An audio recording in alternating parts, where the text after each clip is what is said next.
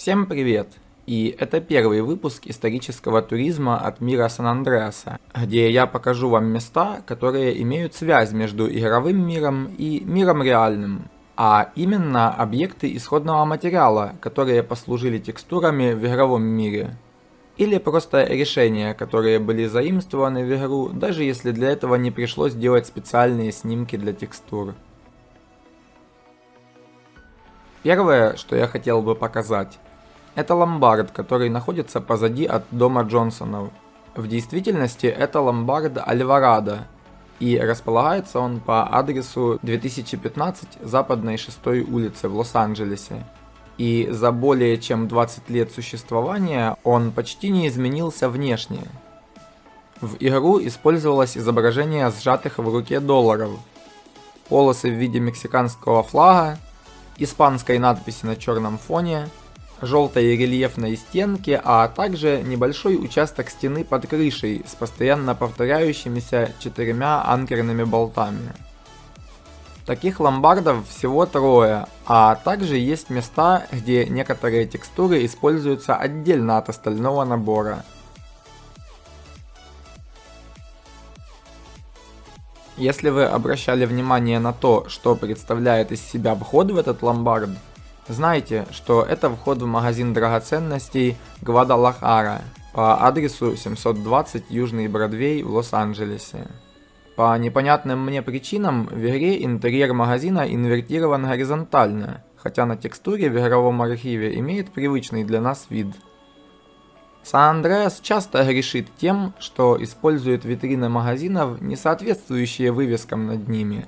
Потому не стоит удивляться, что этот ломбард имеет ювелирный магазин под собой. Баннер ювелирного магазина также можно неоднократно встретить в Лос-Сантосе, как с правильным интерьером, так и с неправильным. Да и название магазина изменено на Угаладагара, вместе с адресом, который теперь под номером 220 по той же улице. Через некоторое время в магазине менялся дизайн, а с ним менялась и вывеска на более современный лад.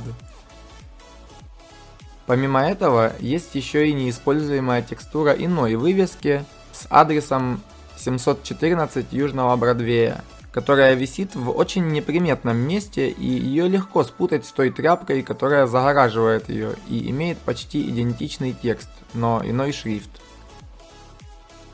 Как оказалось, это другой магазин, и его витрина также используется в игре, причем по всему Лос-Сантосу. Но по текстуре сложно было найти ее на панорамах Гугла, ведь светящихся надписей на ней не видать с 2011 года, а сам магазин к нашему времени вроде как закрылся. Через дорогу от нашего ломбарда видно постоянно закрытое почтовое отделение. Это почта по адресу 2001 Западной 6-й улицы, которая находится в том же блоке, где и ломбард Альварадо. В файлах игры можно найти как текстуру ролета, так и баннера с навесом под ним. Но баннер не используется в игре. У навеса урезан почтовый логотип, а также к периоду первых Google панорам сменился как текст на ролете, так и содержимое неиспользуемого главного баннера. Далее, на месте почтового отделения к 2012 году появился новый магазин «Уголок Сэма», и если быть внимательным, то можно заметить, что на текстуре почтового баннера из игры также указан тот же Сэм. Скорее всего, владелец магазина справа от почты выкупил помещение рядом, когда почтовое отделение переехало или ликвидировалось. Магазин Max Max с логотипом в виде символа цента и огромным изображением красной цифры 98. Это магазин, использующий исходный материал с популярных в 2000-х годах и ранее магазинов Dollar Max, которых в Лос-Анджелесе было довольно много. Да и в Сан-Андреасе их немало. Есть даже место, где такая вывеска дублируется 12 раз, что, наверное, будет рекордом повторения одинакового баннера магазина. Но как бы не было много таких магазинов в Лос-Анджелесе, мы видим одну и ту же текстуру магазина по адресу 5401 бульвар Санта-Моники. Это единственный магазин, где рельеф фасада, а также форма нарисованных вручную цифр совпадает с игровой текстурой. Но на панорамах мы не увидим надпись о приеме талонов на питание, которая, скорее всего, не дожила до 2007. А сам магазин закрылся в 2009, после чего стоял закрытым еще долго, и только летом 2012 там открылся скейт-шоп, который по сей день там работает. На панорамах нет 2012 года, но так написано на сайте этого скейт-шопа.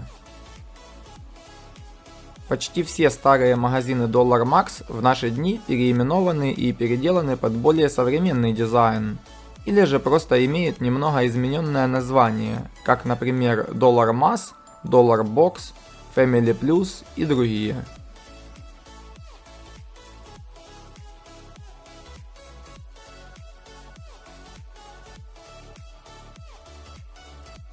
В том блоке, где расположен спортзал, в переулке можно заметить рисунок нескольких товаров и большую надпись Dollar Discount.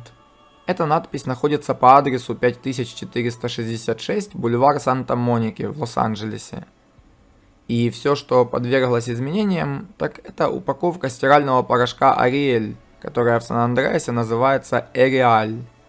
Даже участок, непонятно зачем покрашенный белой краской над первыми тремя буквами слова «доллар», сохранился с периода создания фотографий для текстуры до времени первых Google панорам. С 2007 по 2015 год этот рисунок выгорал на солнце до того момента, пока не утерял насыщенность вовсе, а в 2016 году всю стену покрасили в белый. А в наши дни там проводятся занятия по зумбе, ныне популярной фитнес-тренировке.